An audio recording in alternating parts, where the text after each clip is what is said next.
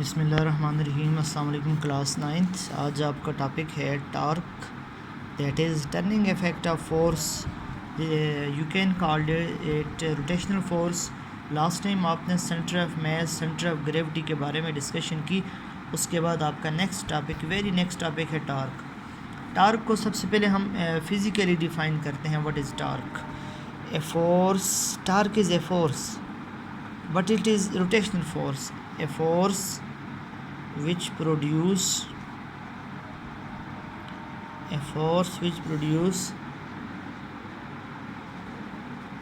rotational motion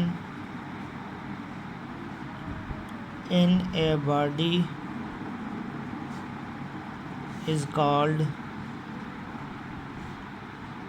torque.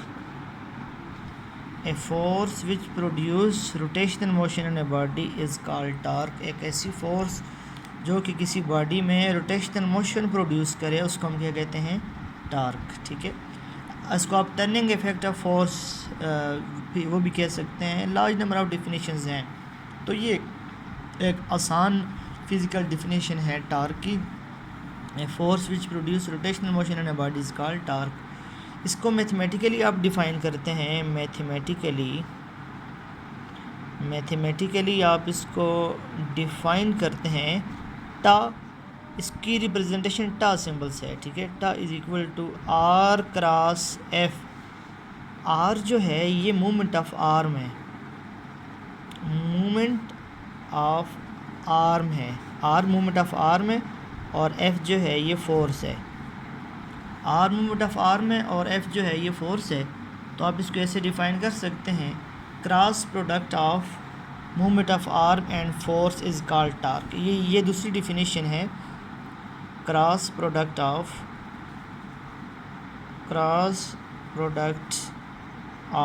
Movement of arm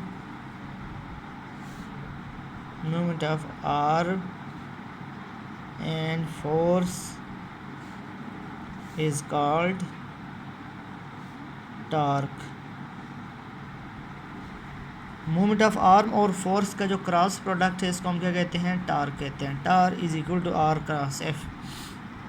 cross product of movement of arm and force is called torque. ये इसकी दो definitions हैं जो आमतौर से मैथमेटिकली और फिज़िकली की जाती है, तो आप इन डिफिनेशंस को याद रखें। अब इसकी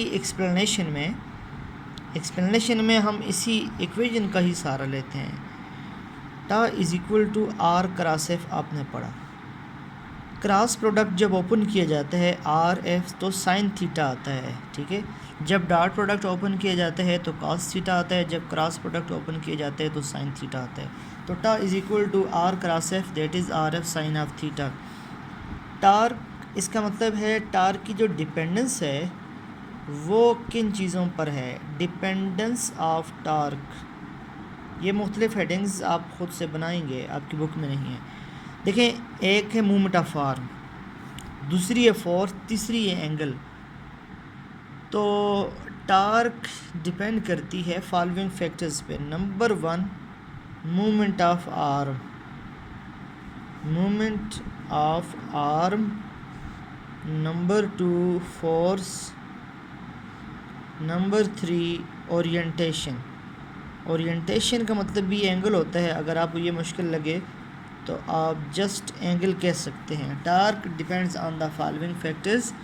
number 1 movement of arm, number 2 force, number 3 angle. इन तीन चीज़ों पर टार्क डिपेंड करती है। R F sine of theta, r cross f. तो सबसे पहले मूवमेंट ऑफ आर्म पर डिपेंड करती। मूवमेंट ऑफ आर्म है क्या? बेसिकली देखें, ये आपके पास डोर है, ये बेस के साथ लगे हुए और यहाँ से आप हैंडल है, यहाँ से आप खोलते हैं और बंद करते हैं। जहाँ से आप फोर्स लगाते हैं इस पॉइंट से ले के ओरिजिन तक का डिस्टेंस ये मूवमेंट ऑफ आर्म कहलाता है। The distance between point of impact and origin point is called movement of arm. Point of action से लेके ओरिजिन तक का जो डिस्टेंस है ये मूवमेंट ऑफ आर्म कहलाते हैं। तो मूवमेंट ऑफ आर्म बुनियादी तौर पर एक डिस्टेंस है। याद रखें क्लास, मूवमेंट ऑफ आर्म जितना ज़्यादा होगा, टार्क का मतलब है वो रोटेशन उतनी ही ज़्यादा होगी अगर आप मोमेंट ऑफ आर्म को कम रखें तो जो फोर्स होगी वो कम होगी और इस तरह टार्क कम होगी। मतलब ये है, अगर आप यहाँ से फोर्स लगाएं, अगर आप यहाँ से फोर्स लगाएंगे तो देखो आप कभी जो दरवाज़े के बिल्कुल कॉर्नर से फोर्स लगाएं, फिर सेंटर से लगाएं और फिर यहाँ से प्रेस करें, तो कॉर्नर से आप इजीली प्रेस कर सकते हैं। रेंच है, आप रेंच के कॉर्नर से उसको ट्विस्ट करते रहें बड़ी आसानी से, सेंटर से करेंगे तो नहीं होगा। इसी तरीके से आप किसी पत्थर को उठा रहे हैं, ये कोई पत्थर है, इसके नीचे आपने एक आयरन पीस रखा, तो आप अगर यहाँ से नहीं उठाते, आप यहाँ कॉर्नर से उसको फोर्स प्रेस करते हैं ताकि कॉर्नर से देखें मूवमेंट ऑफ आर्म ज़्यादा है। जब ज़्यादा मूवमेंट ऑफ आर्म है तो रोटेशन ज़्यादा होगी, जब रोटेशन ज़्यादा होगी तो वो इजीली मूव कर सकेगा। तो मूवमेंट ऑफ आर्म पर टार्क डायरेक्टली डिपेंड करती है, जितना ज़्यादा मूवमेंट ऑफ आर्म होगा उतनी ज़्यादा टार्क होगी। फोर्स पर तो ऑब्वियसली फोर्स तो है ही, एक एजेंट है विच प्रोड्यूस है मोशन इन ए बॉडी, तो ज़्यादा फोर्स लगाएंगे तो ज़्यादा रिज़ल्ट आपको मिलेगा, कम फोर्स लगाएंगे तो आपको कम रिज़ल्ट मिलेगा। थर्ड है ओरिएंटेशन। ओरिएंटेशन का क्या ताल्लुक है?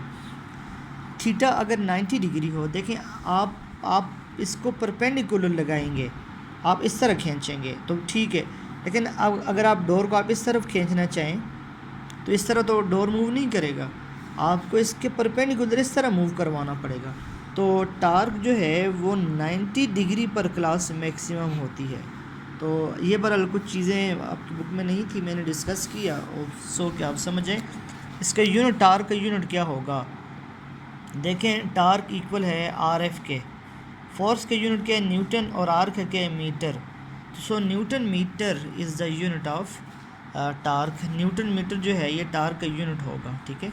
न्यूटन फोर्स है और मीटर जो है ये इस पर टार्क का यूनिट हो। तो ये torque turning effect of forces ही आप इस टॉपिक में पढ़ रहे हैं, इस चैप्टर में।